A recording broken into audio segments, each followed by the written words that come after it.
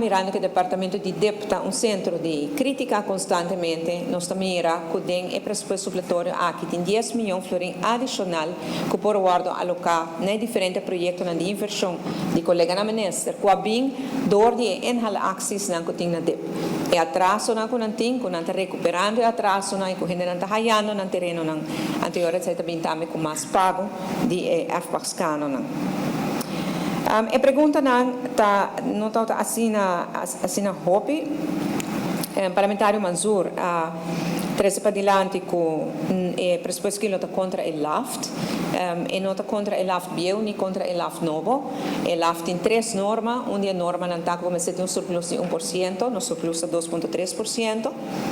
E outra norma está como deve, mas se chega 70% na 2039 e 50% na 2031.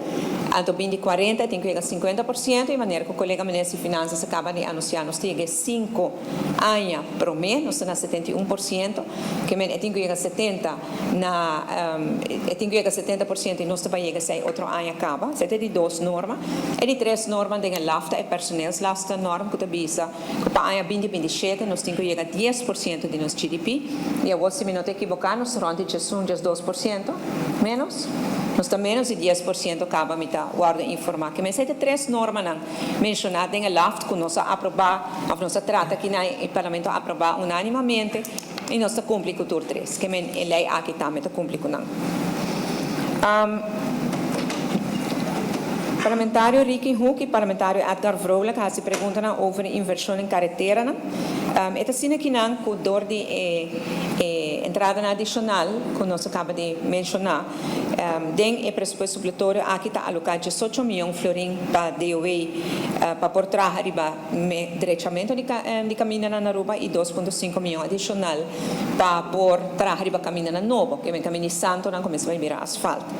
Lamentavelmente, verdade, dor de lluvia torrencial que nós estamos tendo, bem com roupa dano, com bem com gasto para o governo, nós temos que tomar 2,5 milhões de fundo aqui para cobrir a parte do DOE com gasto na extra para motivo de saque, e depois é hora de resta per saldo 18,5 milhões para DOE tem para portar arriba tanto arriba asfaltamento de carretera existente, acaba de asfalto que está em mal condição, e também caminhando de santo come se vira asfalto.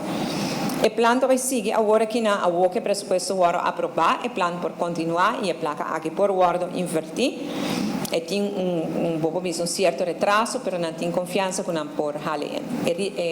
O reto na Aruba está que tu vai, que nós temos companhia só que traz asfalto e nós temos caminhando com a comissão que trabalha, mas com a queda pegar, para motivo que não está guardando asfalto, chega para não pôr que trabalha.